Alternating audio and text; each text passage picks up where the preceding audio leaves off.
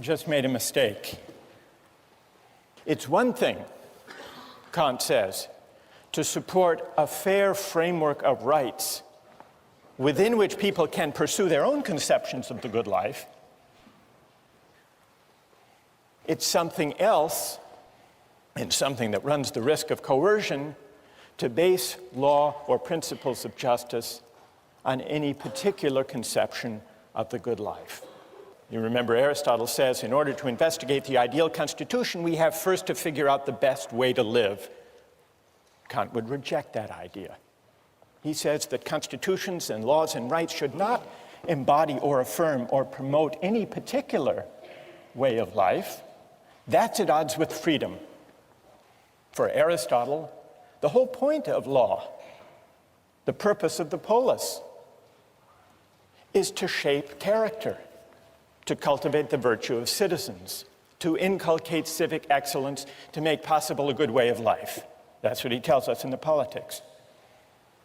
For Kant, on the other hand, the purpose of law, the point of a constitution, is not to inculcate or to promote virtue. It's to set up a fair framework of rights within which citizens may be free to pursue their own conceptions of the good for themselves. So we see the difference in their theories of justice. We see the difference in their account of law, or the role of a constitution, the point of politics. And underlying these differences are two different accounts of what it means to be a free person. For Aristotle, we're free insofar as we have the capacity to realize our potential. And that leads us to the question of fit. Fit between persons and the roles that are appropriate to them. Figuring out what I'm cut out for. That's what it means to lead a free life, to live up to my potential. Kant rejects that idea and instead substitutes his famously demanding notion of freedom as the capacity to act autonomously. Freedom means acting according to a law I give myself. Freedom as autonomy. Part of the appeal, part of the moral force of the view of Kant and of Rawls consists in the conception of the person as a free and independent self, capable of choosing his or her own ends. The image of the self as free and independent offers, if you think about it, a powerful, liberating vision, because what it says is that as free moral persons, we are not bound by any ties of history or of tradition or of inherited status that we haven't chosen for ourselves. And so we're unbound by any moral ties prior to our choosing them. And that means that we are free and independent, sovereign selves. We're the authors of the only obligations that constrain us.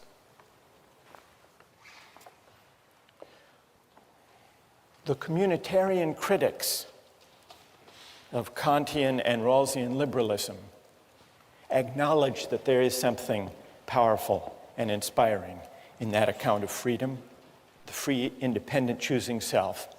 But they argue it misses something. It misses a whole dimension of moral life and even political life. It can't make sense of our moral experience because it can't account for certain moral and political obligations that we commonly recognize and even prize. And these include obligations of membership, loyalty, solidarity, and other moral ties that may claim us for reasons that we can't trace to an act of consent. Alistair MacIntyre gives an account,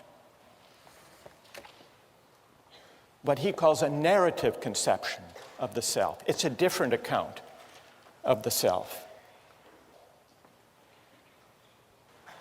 Human beings are essentially storytelling creatures, McIntyre argues.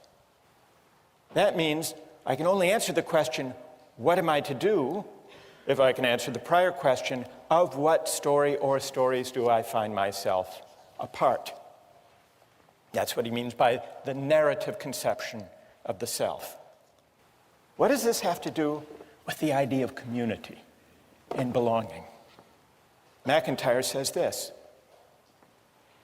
once you accept this narrative aspect of moral reflection, you will notice that we can never seek for the good or exercise the virtues only as individuals. We all approach our circumstance as bearers of particular social identities. I am someone's son or daughter, a citizen of this or that city. I belong to this clan, that tribe, this nation.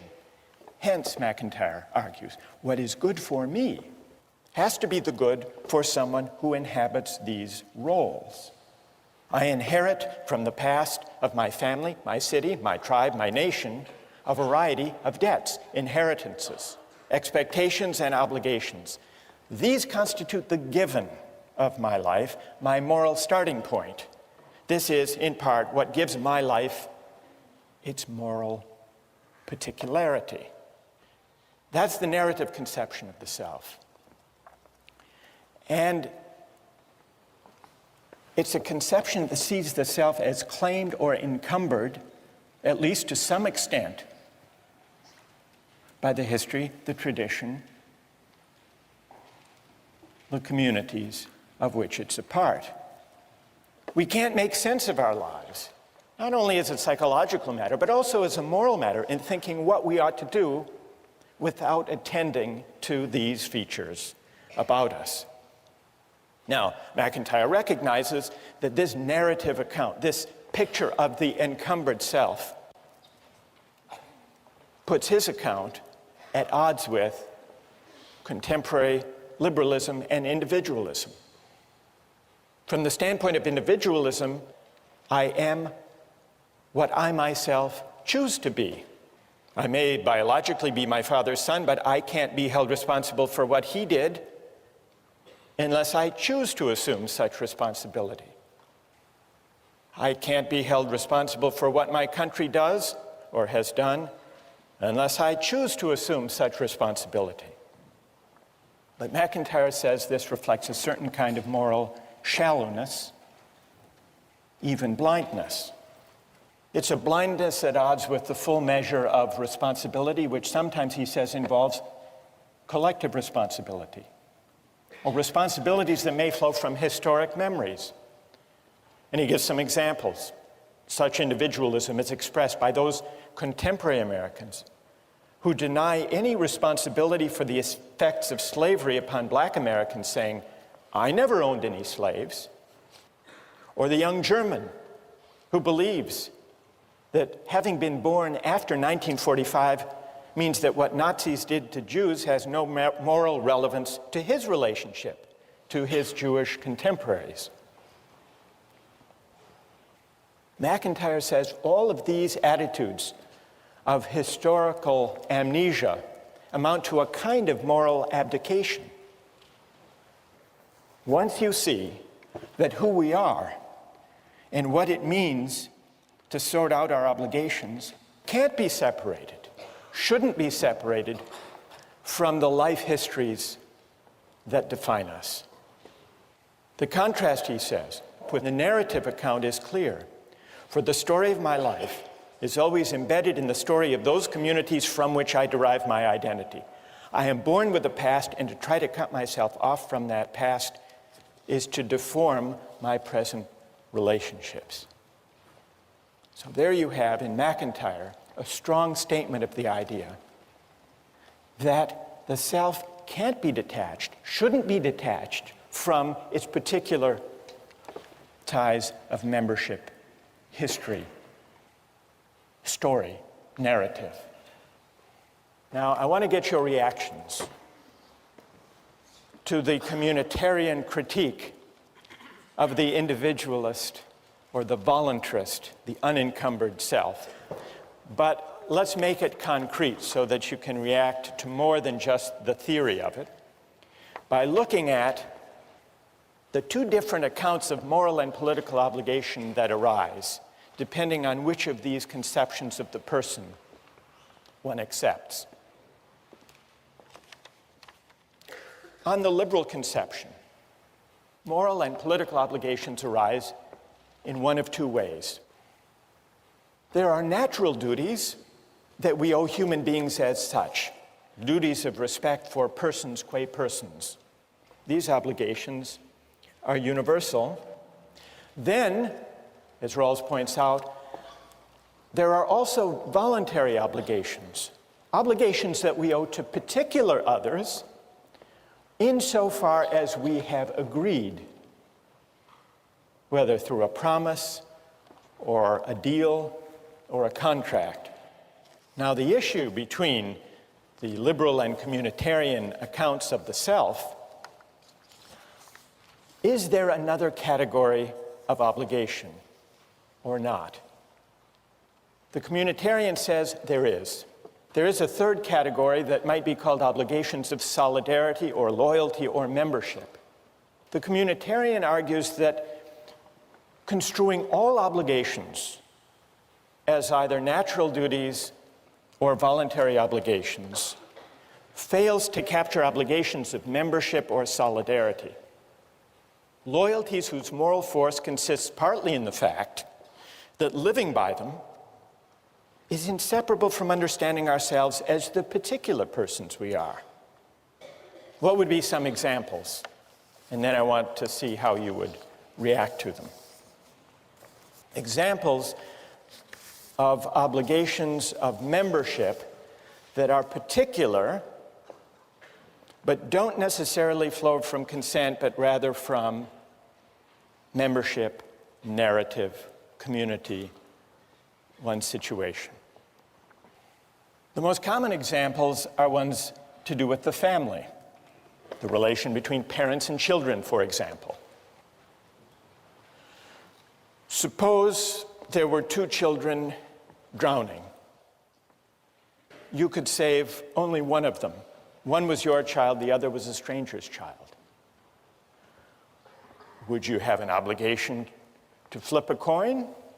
Or would there be something morally obtuse if you didn't rush to save your child? Now you may say, well, parents have agreed to have their children. So take the other case, the case of children's obligation for their parents. Now we don't choose our parents. We don't even choose to have parents. There is that asymmetry. And yet, consider two aging parents, one of them yours, the other a stranger's. Doesn't it make moral sense to think that you have a greater obligation to look after your aged parent than to flip a coin or to help the strangers? Now, is this traceable to consent? Not likely. Or take a couple of political examples. During World War II, French resistance pilots flew bombing raids over occupied France. One day, one of the pilots received his targets and noticed that the village he was being asked to bomb was his home village. He refused, not disputing that it was as necessary as the target he bombed yesterday.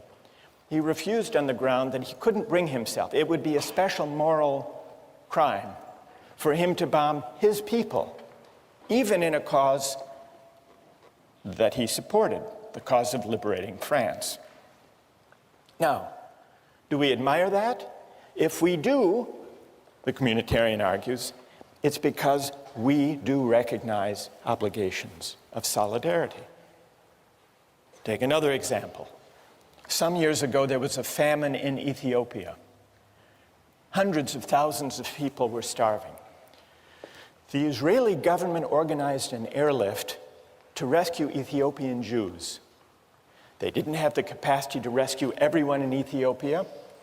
They rescued several hundred Ethiopian Jews. Now, what's your moral assessment? Is that a kind of morally troubling partiality, a kind of prejudice? Or, as the Israeli government thought, is there a special obligation of solidarity that this airlift properly responded to? Well, that takes us to the broader question of patriotism. What, morally speaking, is to be said for patriotism? There are two towns named Franklin. One is Franklin, Texas, and the other is just across the Rio Grande River, Franklin, Mexico. What is the moral significance of national boundaries? Why is it, or is it the case, that we as Americans have a greater responsibility for the health and the education and the welfare and public provision for people who live in Franklin, Texas, than equally needy people just across the river living in Franklin, Mexico? According to the communitarian account, membership does matter. And the reason patriotism is at least potentially a virtue is that it is an expression of the obligations of citizenship.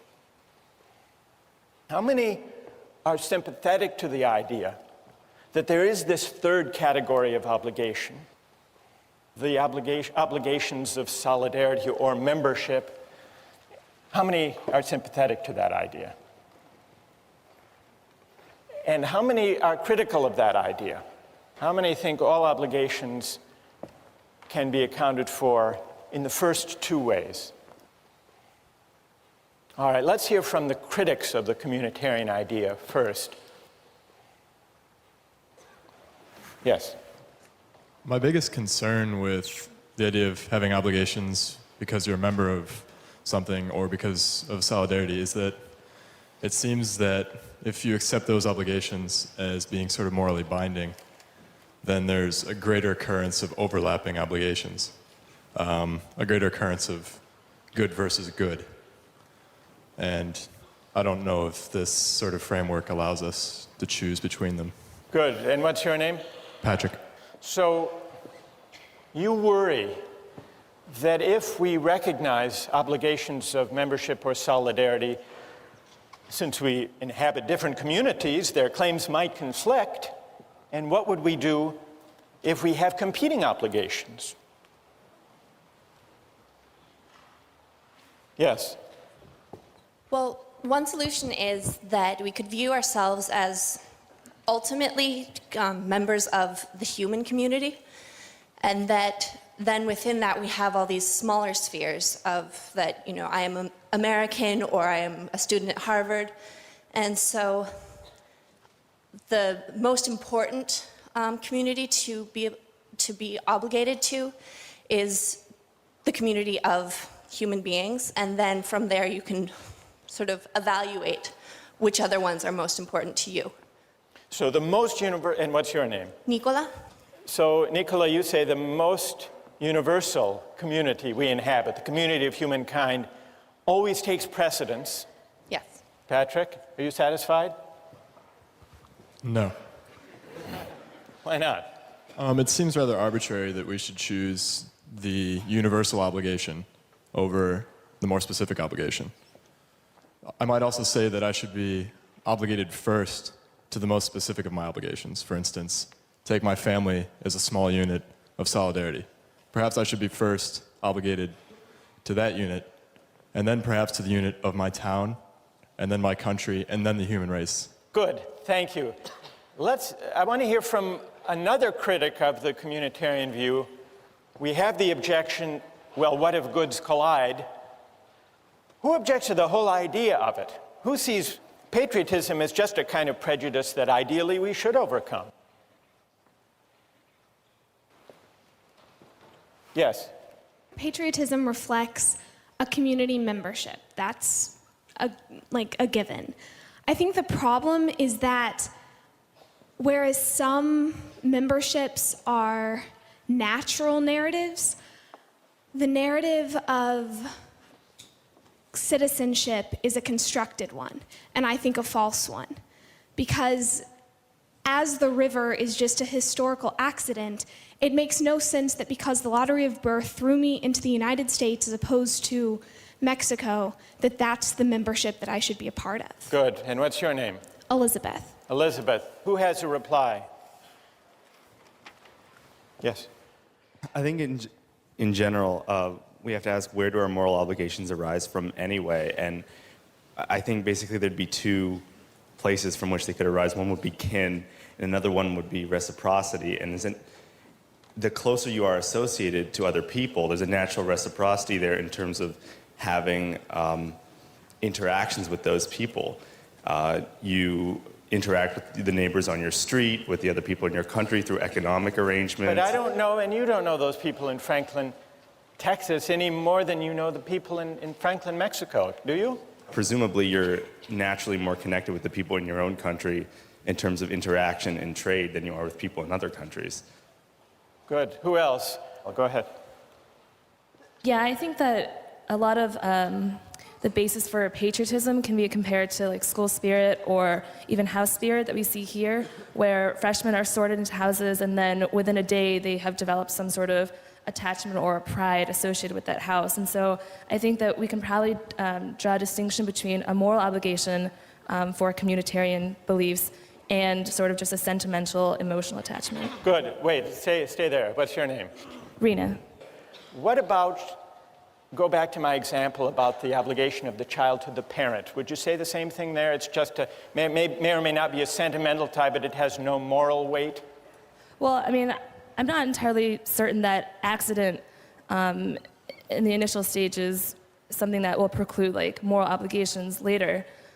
So, you know, just because we were randomly sorted into a house or just because we don't choose who our parents are or what country we're born into doesn't necessarily mean that we won't like develop an obligation based on some type of benefit, I guess, which is sort of shaky. So your obligation to your aged parent that's greater than to aged parents around the world is only because and insofar as you're repaying a benefit that your parent gave you when you were growing up?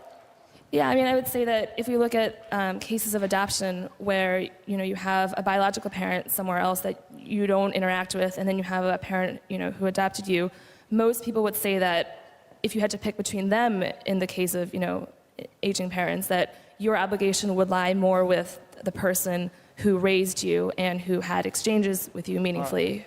May I ask you one more question about the parent? Sure. Do you think that a person with a bad parent owes them less? I don't know, because I've never had a bad parent.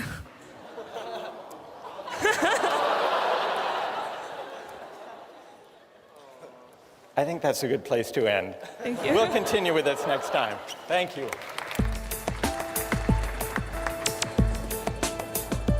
If I were working on an ec problem set, for example, and I saw that my roommate was cheating, that might be a bad thing for him to do, but I wouldn't turn him in. You would not turn him in? I wouldn't turn him in, and I think that, I would argue that's the right thing to do because of my obligation to him, you know. You don't have a duty to tell the truth? To report someone who cheated? Today, I'd like to consider the strongest objections to the idea that there are obligations of solidarity or membership. Then I want to see if those objections can be met successfully. One objection emerged in the discussion last time. Patrick said, well, if obligations flow from community membership and identity, we inhabit multiple communities, doesn't that mean that our obligations will sometimes conflict? So that's one possible objection. And then Rena said, these examples meant to bring out the moral force of solidarity and membership.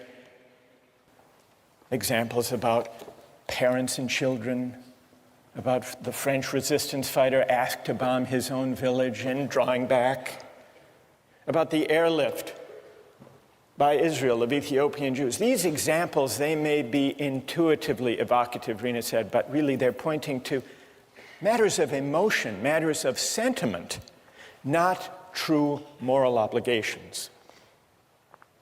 And then there were a number of objections, not necessarily to patriotism as such, but to patriotism understood as an obligation of solidarity and membership beyond consent. This objection allowed that there can be obligations to the communities we inhabit, including obligations of patriotism, but this objection argued that all of the obligations of patriotism or of community or membership are actually based on liberal ideas and perfectly compatible with them.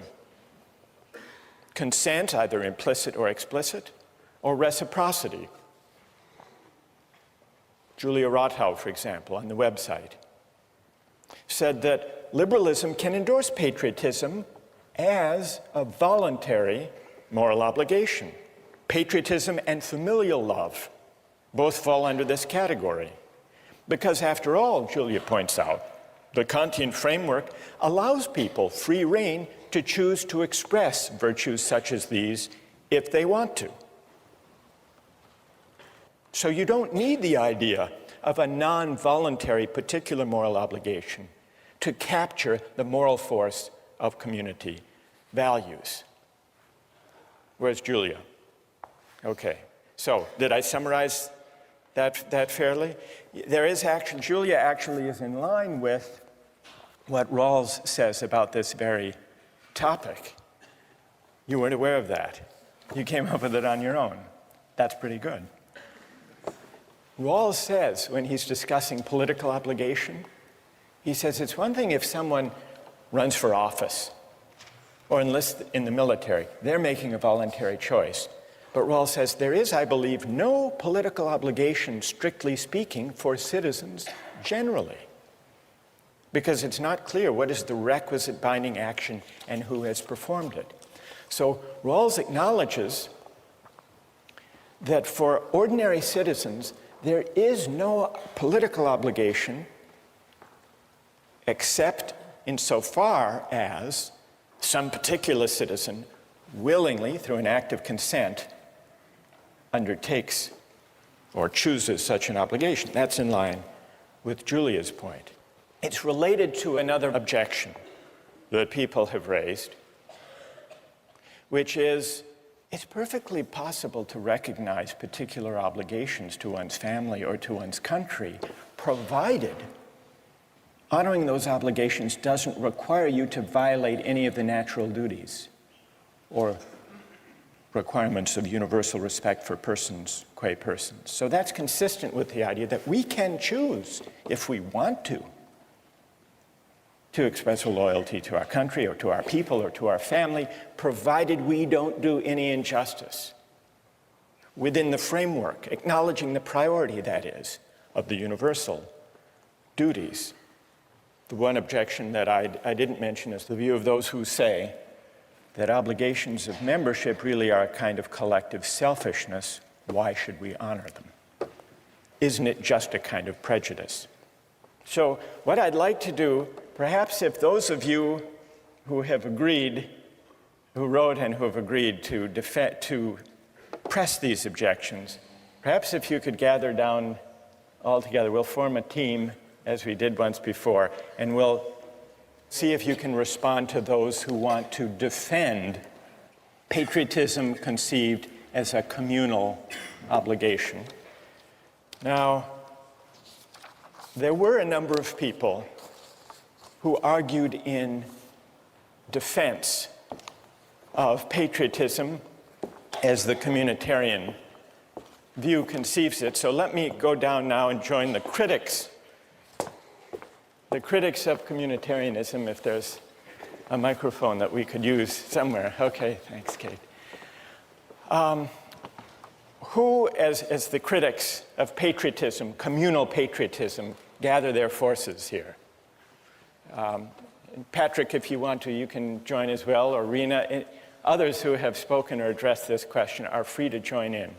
But I would like to hear now from those of you who defend patriotism and defend it as a moral obligation that can't be translated back into purely consent-based terms, can't be translated into liberal terms. Where's AJ Kumar? AJ, everybody seems to know you. All right, let's hear from AJ. You said, in the same way I feel I owe more to my family than to the general community, I owe more to my country than to humanity in general. Because my country holds a great stake in my identity, it is not prejudice for me to love my country unless it is prejudice for me to love my parents more than somebody else's. So AJ, what would you say to this group? Stand up. I think that there's some fundamental moral obligation that comes from a communitarian responsibility to people and groups that form your identity. I mean, even, like, I'll give the example that, there are a lot of things about our government right now that I'm not in favor of, but part of my identity is that America values a free society where we can object to certain things, and I think that's an expression of patriotism as well. And I go back to the parent example, or even at Harvard, I think, I owe more to my roommates because they make up my identity than I do to the Harvard community as a whole. And I think that applies to our country because there are certain things that growing up here, yes, we can't choose it, we can't choose our parents, things like that, but it makes up part of our identity. Okay, who would like to take that on? Ike? Yeah, about the obligation to others simply by virtue of being in being influenced by them. I'm a German citizen, and if I had been born 80 years earlier, then I would have been a citizen of Nazi Germany. And for some reason, I just don't think that I would have to feel obligated towards Germany because I had benefited from actions of Nazis. I mean, I guess my response to that would be you have hundreds of thousands of protesters in the United States right now who hold up signs that say peace is patriotic. And I'm sure there are people in this room who don't agree with that. I personally do. And I would say that they're strongly objecting to basically everything the Bush administration is doing right now, but they still consider themselves loving their country because they're furthering the cause of what they see as best for the country. And I tend to agree with that as a patriotic movement. Well, but how's that then? How do you still favor your country? How's that still patriotic? I mean, isn't that more a sentimental attachment? Where's the obligation there? Yeah, not to bring this back to John Locke, but I'd like to bring this back to John Locke. So, I mean, in his conception of when people join society, there's still some outlet. Like if you're not satisfied with your society, you do have a means of exit. Even though we had a lot of concerns about how you're born in and it's not very feasible, he still provides that option. If we want to say that your obligation to society is a moral one, that means that prior to knowing exactly what that society is going to be like or what your position is going to be in that society, that means that you have a binding obligation to like a completely unknown body that could be, completely foreign to all of your personal beliefs or, what you would hold to be. Do you correct. think that kind of communal obligation or patriotism means writing the community a blank moral check? Basically, yeah. Like, I think that we can, I think it's reasonable to say that as you grow and as you develop within that community, that you acquire some type of obligation based on reciprocity. But to say that you have a moral obligation, I think, requires a stronger justification. Good. Who else? Anyone else like to address that? I guess we could say that you could argue that you're morally obliged to society by the fact that there is this reciprocity. I think it's the idea that we participate in society, we pay our taxes, we vote. This is why we could say that we owe something to society. But beyond that, I don't think there's anything inherent in the fact that we are members of the society itself that we owe it anything. I think it's insofar as the society gives us something, gives us protection, safety, security, then we owe the society something, but nothing beyond what we give the society. Who wants to take that on? Rahul?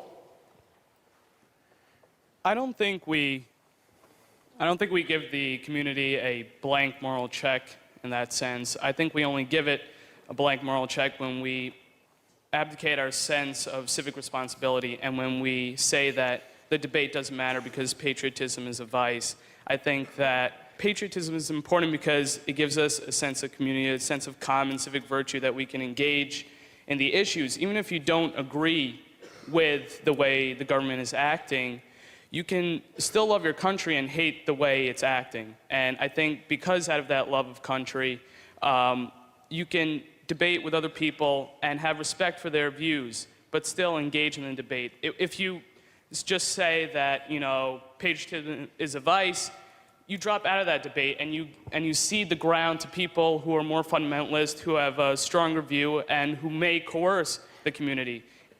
Instead, we should engage the other members of the community on that same moral ground.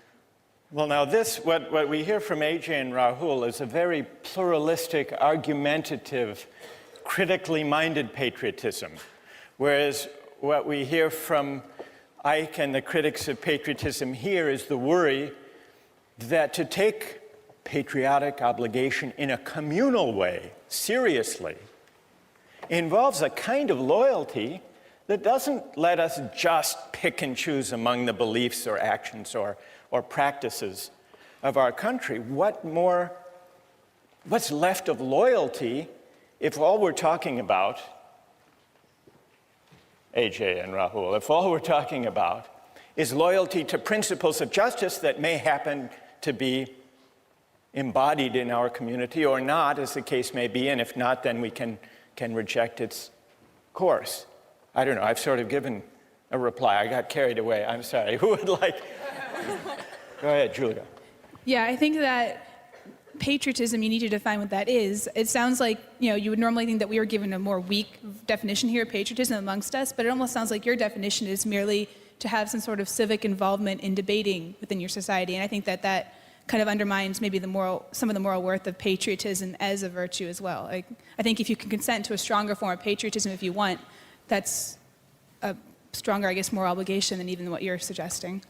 What we really need to sharpen the issue is an example from the defenders of communitarianism of a case where loyalty can actually compete with and possibly outweigh universal principles of justice. Isn't that's the test they really need to meet, isn't it? All right, so that's the test you need to meet, or any among you who would like to defend obligations of membership or solidarity independent of ones that happen to embody just principles. Who has an example of a kind of loyalty that can and should compete with universal moral claims, respect for persons? Go ahead.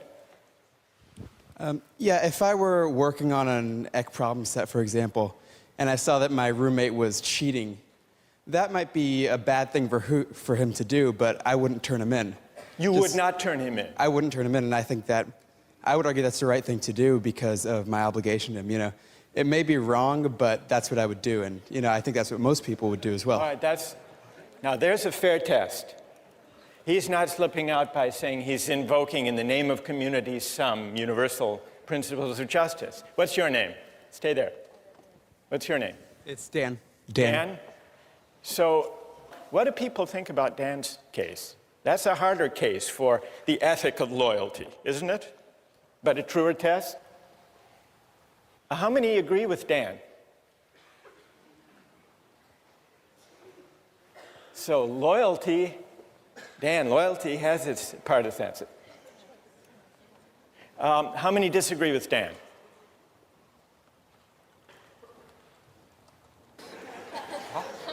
Peggy. Oh, well, I agree with Dan, but I agree that it's a choice that we make, but it's not necessarily right or wrong. I'm agreeing that I'm going to make the wrong choice because I'm going to choose my roommate, but I also recognize that choice isn't morally right. So you're still translating even Dan's loyalty. You're saying, well, that's a matter of choice. But what's the right thing to do? Most people put up their hands saying, Dan would be right to stand by his roommate and not turn him in.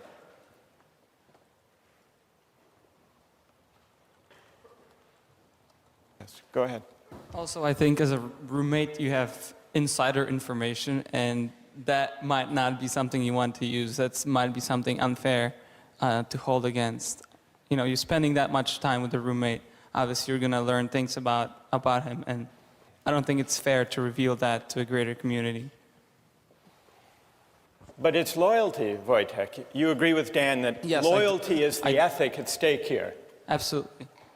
You don't have a duty to tell the truth, to report someone who cheated?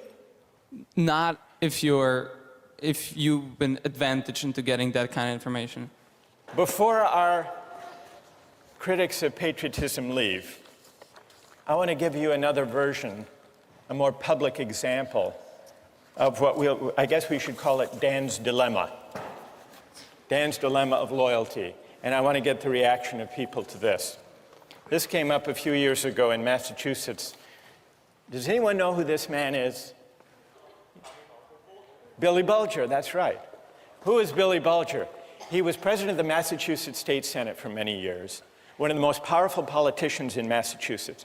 And then he became president of the University of Massachusetts. Now, Billy Bulger, did you hear the story about him that bears on Dan's dilemma? Billy Bulger has a brother named Whitey Bulger. And this is Whitey Bulger. His brother Whitey is on the FBI's most wanted list, alleged to be a notorious gang leader in Boston, responsible for many murders, and now a fugitive from justice. But when the U.S. attorney, they called Billy Bulger, then the president of the University of Massachusetts, before the grand jury and wanted information on the whereabouts of his brother, this fugitive, and he refused to give it. The U.S. attorney said, just to be clear, Mr. Bulger, you feel more loyalty to your brother than to the people of the Commonwealth of Massachusetts? And here's what Billy Bulger said. I never thought of it that way, but I do have a loyalty to my brother. I care about him. I hope that I'm never helpful to anyone against him. I don't have an obligation to help anyone catch my brother. Dan, you would agree? How many would agree with the position of Billy Bulger? Let me give one other example, and then we'll let the critics reply, the critics of loyalty, as we'll describe it. Here's an even more fateful example from a figure in American history, Robert E. Lee. Now, Robert E. Lee, on the eve of the Civil War, was an officer of the Union Army. He opposed secession, in fact, regarded it as treason. When war loomed, Lincoln offered Lee to be the commanding general of the Union Army. And Lee refused. And he described in a letter to his sons why he refused. With all my devotion to the Union, he wrote, I have not been able to make up my mind to raise my hand against my relatives, my children, my home. By which he meant Virginia. The Union is dissolved. I shall return to my native state and share the miseries of my people, save in her defense. I will draw my sword no more. Now here's a real test, Dan, for your principle of loyalty. Because here is the cause of the war against, not only to save the Union, but against slavery. And Lee is going to fight for Virginia, even though he doesn't share the desire of the southern states to secede. Now, the communitarian would say there is something admirable in that. Whether or not the decision was ultimately right, there's something admirable. And the communitarian would say, we can't even make sense. Rena, we can't make sense of Lee's dilemma as a moral dilemma unless we acknowledge that the claim of loyalty arising from his sense of narrative of who he is a moral, not just sentimental, emotional tug. All right, who would like to respond to Dan's loyalty, to Billy Bulger's loyalty, or to Robert E. Lee's loyalty to Virginia? What do you say, Julia? Okay, well, I think that these are some classic examples of multiple spheres of influence, and that you have conflicting communities, that your family and your country. I think that's one reason why the idea of choice in your obligation is so important, because how else can you resolve this? If you're morally obligated and there's no way out of this need for loyalty to both communities, you're trapped. There's nothing you can do. You have to make a choice. And I think that being able to choose based on other characteristics than merely, the arbitrary fact that you're a member of this community is important. Otherwise, it's left to, randomness. Well, Julia, the issue isn't whether Dan makes a choice, or Billy Bulger or Robert E. Lee. Of course they make a choice. The question is, on what grounds, on what principle should they choose? The communitarian doesn't deny that there's a choice to be made. The question is, which choice, on what grounds, and should loyalty as such weigh? Andre, now you want to.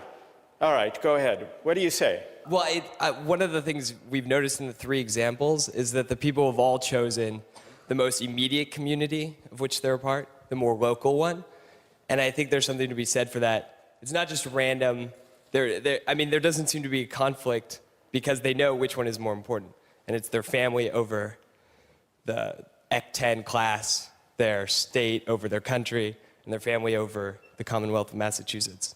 So I think that's the answer to which is more important. You think that the local, the more particular is always the weightier morally, Andre? Well, there seems to be a trend in the three cases. I would agree with that, I think. And I think most of us would agree that your family takes precedence over the United States, perhaps. Which is why you go with Dan. Dan, yes. Loyalty to the roommate over Act 10 and the truth. Yeah, exactly. I would, because, truth-telling, not the truth of Act 10. Yes. All right, so we understand. Yes. But on the same example, in terms of family, you had cases in the Civil War where brother was pitted against brother on both sides of the war, where they chose country instead of family. So I think the exact same war shows that different people have different means of making these choices, and that there is no one set of values or one set of morality that communitarians can stick to. And personally, I think that's the biggest problem with communitarians, that we don't have one set of standard moral obligations. And tell me your name. Samantha? So Samantha, you agree with Patrick's point the other day, that there may be, if we allow obligations to be defined by community identification or membership, they may conflict, they may overlap, they may compete, and there is no clear principle. Andre says there's a clear principle, the most particular. The other day, Nicola, who is sitting over here, where's Nicola, said, the most universal. You're saying, Samantha, the scale of the community as such can't be the decisive moral factor. So there has to be some other moral judgment. All right, let's let our critics of communal patriotism, let's express our appreciation and thank them for their having stood up and responded to these arguments, defined the issue. Let's turn to the implications for justice of the positions that we've heard discussed here. One of the worries underlying these multiple objections to the idea of loyalty or membership as having independent moral weight is that it seems to argue that there is no way of finding principles of justice that are detached from conceptions of the good life as they may be lived in any particular community. Suppose the communitarian argument is right. Suppose the priority of the right over the good can't be sustained. Suppose instead that justice and rights unavoidably are bound up with conceptions of the good. Does that mean that justice is simply a creature of convention, of the values that happen to prevail in any given community at any given time? One of the writings we have among the communitarian critics is by Michael Walzer. He draws the implications of justice this way. Justice is relative to social meanings. A given society is just if its substantive life is lived in a certain way, in a way that is faithful to the shared understandings of the members. So, Walzer's account seems to bear out the worry that if we can't find independent principles of justice, independent, that is, from conceptions of the good that prevail in any given community, that we're simply left with justice being a matter of fidelity or faithfulness to the shared understandings or values or conventions that prevail in any given society at any given time. But is that an adequate way of thinking about justice?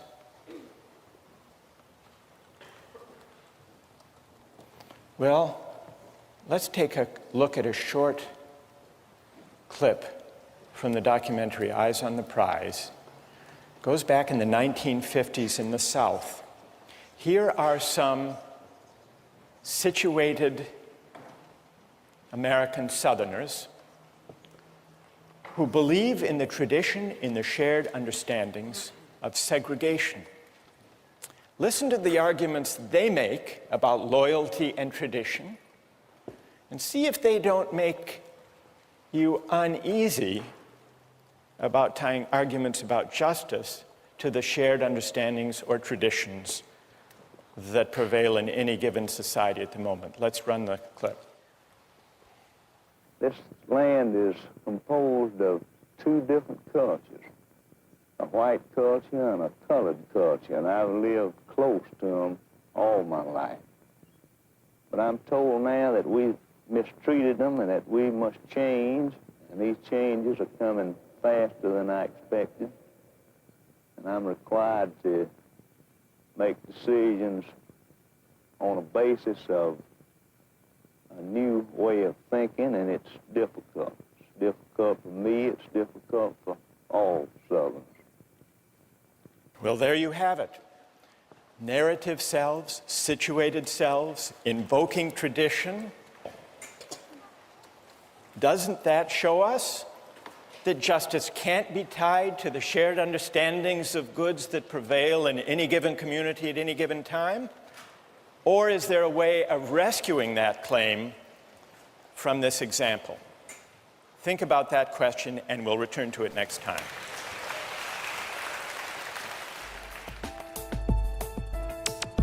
Don't miss the chance to interact online with other viewers of Justice. Join the conversation.